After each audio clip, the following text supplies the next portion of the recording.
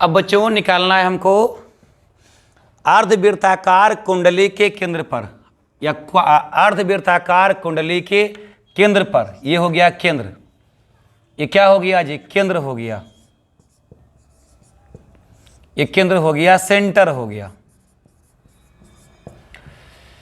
अर्धवृत्ताकार, देखो तो ये अर्धवृत्ताकार है ना भाई, ये हो गया पूरा वृत्ताकार, तो इसको मिटा दिए तो क्या हो गया? अर्धवृत्ताकार। तो यहां से लेके यहां तक क्या है? अर्धवृत्ताकार है, सेमी सर्कुलर है। अर्धवृत्ताकार मतलब सेमी सर्कुलर। तो एक सेमी सर्कुलर लूप है, उसके सेंटर पर निकालना है हमको मैग्नेटिक फील्ड। अर्धवृत्ताकार कुंडली के केंद्र पर निकालना है हमको मैग्नेटिक फील्ड। तो सेमी सर्कुलर लूप के अर्धवृत्ताकार कुंडली के केंद्र पर निकालना है चुंबकीय क्षेत्र। तो magnetic field at the centre of semi circular loop, धारावाही अर्धवृत्ताकार कुंडली के केंद्र पर चुंबकीय क्षेत्र। कैसे निकालेंगे? फिर सोचेंगे भाई ये बात, तार टेढ़ा है कि सीधा है? जैसे पहले सोचते आए, सर्कुलर में सोचते आए, तार टेढ़ा है कि सीधा है? तो तार अगर टेढ़ा रहेगा, तार जिगजैग रहेगा, तो वहां पर चुंबकीय क्षेत्र कैलकुलेट करने के लिए किसका नियम लगाएंगे? बायो-सावर्ट का नियम लगाएंगे। बायो-सावर्ट का नियम लगाने के लिए हम लोग करंट का छोटा सा एलिमेंट काटते हैं। तो यहाँ भी क्या करेंगे? यहाँ भी वही काम करेंगे, करंट का छोटा सा एलिमेंट काटेंगे। वह एलिमेंट का कितना होगा जी? वह एलिमेंट आइडियल होगा। इस करंट एलिमेंट का डायरेक्शन किधर होगा बेटा? तो करंट एलिमेंट का डायरेक्शन इधर होगा। फिर क्या करते हैं बेटा? बायो-सावर्ट के नियम के अनुसार करंट एलिमेंट को उस पॉइंट से मिलाते हैं जहां पर हमको मैग्नेटिक फील्ड कैलकुलेट करना होता है। करंट एलिमेंट को उस बिंदु से मिलाते हैं जहां पर हमको चुंबकीय क्षेत्र ज्ञात करना होता है। चूंकि हमको मैग्नेटिक फील्ड इस सेंटर पर निकालना है, तो करंट एलिमेंट को बेटा इस पॉइंट से मिला देंगे। ये वाला दूरी किसके बराबर होगा? तो इस सेमी सर्कुलर लूप का अर्धवृत्ताकार पथ का त्रिज्या के बराबर होगा। भाई इसको तुम पूरा करोगे तो त्रिज्या तो यही रहेगा ना जी। तो ये हुआ अर्धवृत्ताकार कुंडली, अर्धवृत्ताकार लूप हो गया।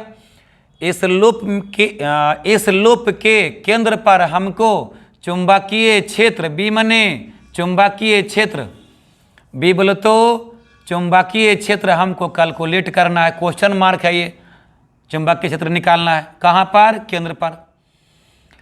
तो इसके चूंकि तार टेढ़ा है तो बायो-सावर्ट का नियम लगाएंगे। बायो-सावर्ट के नियम में छोटा सा करंट एलिमेंट काटेंगे। करंट एलिमेंट को धारा, हिंदी में धारा अवयव को उस बिंदु से मिला देंगे जो त्रिज्या के बराबर होगा। अब यहाँ पर बताओ चुंबकीय क्षेत्र का दिशा क्या होगा?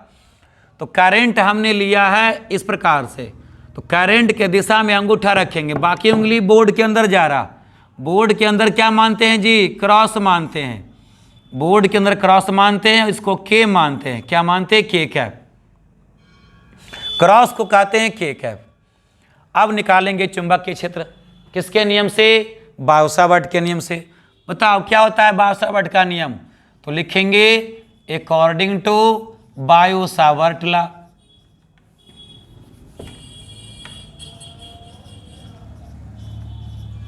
बायो-सावर्ट लॉ, बायो-सावर्ट के नियम के बायो-सावर्ट के अनुसार,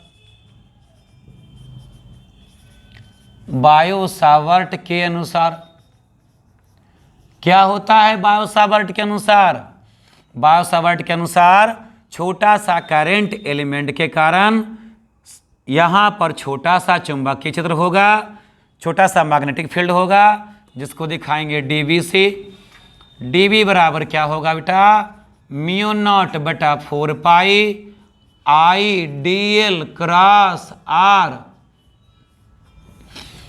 बटा आर क्यू होगा। डायरेक्शन के लिए एन कैप लगाते हैं। इसको सोल्व करेंगे, क्या मिलेगा? डीबी बराबर, देखेंगे यहाँ पर देखेंगे आइडियल इधर जा रहा, आइडियल इधर जा रहा, आर रेडियस के डायरेक्शन में जा रहा, आइडियल इधर जा रहा, आर रेडियस के डायरेक्शन में जा रहा। याद करो ये आर क्या होता है, आर होता है आइडियल से उस पॉइंट का दूरी जहां पर हमको मैग्नेटिक फील्ड निकालना है। आइडियल से आर का डिस्टेंस होता है, आइडियल से आर का दूरी होता है, आइडियल से उस पॉइंट का दूरी होता है जहां पर हमको चुंबकीय क्षेत्र ज्ञात करना है। यहां पर निकालना है चुंबकीय क्षेत्र, तो आइडियल से इस पॉइंट का दूरी किसके बराबर है, रेडियस के बराबर है। तो यहां पर जो है आप रेडियस लिख भी सकते हो, डीबी बराबर क्या हो गया, सब वैल्यू भरो, म्यू नॉट बटा 4 पाई आइडियल। अच्छा आइडियल क्रॉस आर बराबर क्या होगा, आइडियल क्रॉस आर बराबर क्या होगा, तो ए आइडियल मतलब ए, आर मतलब B, A cross B, A cross B मतलब A B sine theta, ideal R sine theta बटा में क्या हो गया आर क्यू, डायरेक्शन के लिए एन कैप। एक आर से देखो, एक आर से एक आर कट गया, पावर 2 बचा। अब जो बचा उसके बदले वैल्यू भरो यहां से, तो क्या कहोगे, डी बी बराबर म्यू नॉट बटा 4 pi I D L sine theta. देखो थीटा देखो तो बेटा आइडियल और आर के बीच में कितना डिग्री है जी, आइडियल और आर के बीच में 90 डिग्री है। तो यहाँ पर क्या करेंगे, साइन 90 डिग्री भरेंगे, एन कैप भरेंगे, और ये वाला जो स्मॉल आर है, स्मॉल आर किसके बराबर हुआ, बायो सावर्ट में तो स्मॉल आर लिखते थे ना जी, बायो सावर्ट में स्मॉल आर लिखते थे, लेकिन यहाँ पर स्मॉल आर किसके बराबर है, रेडियस के बराबर है। तो यहाँ पर लिखेंगे रेडियस के स्क्वायर, साइन 91 हो गया, साइन 91 हो गया, क्या बचा, डी बी बराबर म्यू नॉट बटा 4 pi I D L, sign 91 हो गया, बटा में क्या हो गया आर स्क्वायर एन कैप। अब देखो क्या करेंगे इसके बाद इंटीग्रेशन, क्योंकि डीवी जो निकला हुआ है, डीवी क्या निकला हुआ, मैग्नेटिक फील्ड, किसके कारण, छोटे से करंट एलिमेंट के कारण। कहाँ पर, सेंटर पर, छोटे से करंट एलिमेंट के कारण सेंटर पर निकला हुआ मैग्नेटिक फील्ड। लेकिन हमको छोटा सा एलिमेंट के कारण थोड़ी निकालना है, हमको तो सेमी सर्कुलर के कारण निकालना है, हमको अर्धवृत्ताकार के कारण निकालना है। तो इस अर्धवृत्ताकार में छोटा करंट एलिमेंट बहुत सारा होगा, सबको जोड़ने के लिए क्या करेंगे, समाकलन इंटीग्रेशन। तो डीवी का इंटीग्रेशन करेंगे। यहाँ पर कांस्टेंट कौन कौन है, म्यू नॉट बटा 4 पाई आई बटा आर स्क्वायर, ये सब कांस्टेंट है। और यहाँ पर देखो तो डीएल का होगा इंटीग्रेशन। पिछला सर्कुलर में हमने बताया था, वृत्ताकार में हमने सिखाया था, डीवी का इंटीग्रेशन क्या होगा, डीवी का इंटीग्रेशन बी हो जाएगा, काहे कि डीएक्स का इंटीग्रेशन एक्स आता है, तो डीवी का इंटीग्रेशन बी हो जाएगा, म्यू नॉट बटा 4 पाई आई बटा आर स्क्वायर, ये बचा। और डीएल का इंटीग्रेशन क्या होगा बेटा, हाँ इस बार डीएल का इंटीग्रेशन 2 पाई आर होगा, क्या इस बार डीएल का इंटीग्रेशन 2 पाई आर नहीं होगा बेटा, डीएल का इंटीग्रेशन देखो सेमी सर्कुलर है, आधा वृत्त है, तो भाई टोटल वृत्त का परिधि तो 2 पाई आर होता है, तो सेमी सर्किल का अर्धवृत्त का परिधि क्या होगा, केवल पाई आर ना होगा जी भाई, टोटल सर्किल का परिधि 2 पाई आर, तो अर्धवृत्त का परिधि या सरकमफ्रेंस क्या हो जाएगा, अर्धवृत्त का परिधि क्या होगा, केवल पाई आर होगा। तो डीएल का इंटीग्रेशन क्या होगा, पाई आर होगा, पाई आर होगा। देखो यहां पर आर का स्क्वायर है, तो आर का स्क्वायर में से एक आर से एक आर कैंसिल हो जाएगा, पाई से पाई कैंसिल हो जाएगा, क्या बचेगा जी, बी बराबर म्यू नॉट आई बटा 4 आर, म्यू नॉट आई बटा 4 आर हुआ बेटा, म्यू नॉट आई बटा 4 आर हुआ। डायरेक्शन के लिए क्या लगा देंगे, के कैप। सेमी सर्किल से अर्धवृत्त से कितना निकला, म्यू नॉट आई बटा 4r।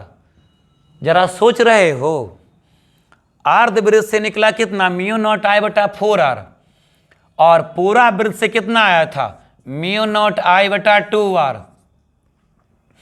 अर्धवृत्त से कितना आया था, सॉरी पूरा वृत्त था, पूरा वृत्त से निकाले थे सेंटर पर मैग्नेटिक फील्ड, तो क्या लाए थे, म्यू नॉट आई बटा 2r, और आधा वृत्त से निकाले तो कितना आया, म्यू नॉट आई बटा 4r। इसका मतलब क्या हुआ कि आधा वृत्त जो है, नीचे वाला आधा वृत्त जो है ऊपर वाले आधा वृत्त का मैग्नेटिक फील्ड को कम कर रहा था। सॉरी उल्टा बोल रहे,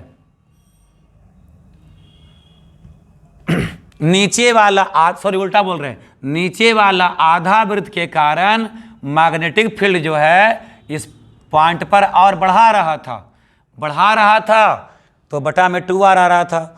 और यहाँ पर सेमी सर्किल है, आधा सर्किल है, तो आधा के कारण क्या हो गया जी, आधा ही बचा। भाई बटा 2r है, इसका आधा क्या हो जाएगा, बटा में 4r। समझते हो? अरे इसका भी देखो, इसका आधा करो, पूरा सर्किल के कारण, पूरा वृत्त के कारण चुंबकीय क्षेत्र कितना निकला था, म्यू नॉट आई बटा 2r। अब सर्किल हो गया आधा, तो इसको कर दो आधा, आधा से गुना कर दो, क्या हो गया, म्यू नॉट आई बटा 4r। ये हो गया, समझ रहे हो ना? तो इसलिए आया म्यू नॉट आई बटा 4r। ठीक है, सब छोटे छोटे पॉइंट हैं जिसको आपको याद रखना है, कैलकुलेट करना है, निकालना है, सीखना है। 2-2 नंबर में आते हैं ये सब।